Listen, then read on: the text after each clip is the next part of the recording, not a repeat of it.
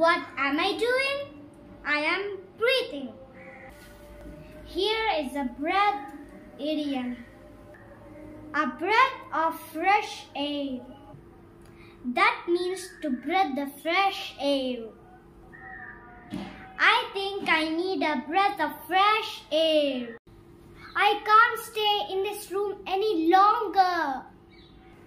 That means I am sick and tired in this room. I have to go out and breathe fresh air. But the idiomatic meaning is different. The meaning is a change that is desirable.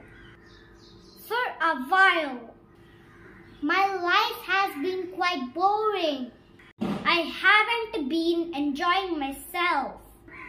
But moving to a new apartment was a breath of fresh air.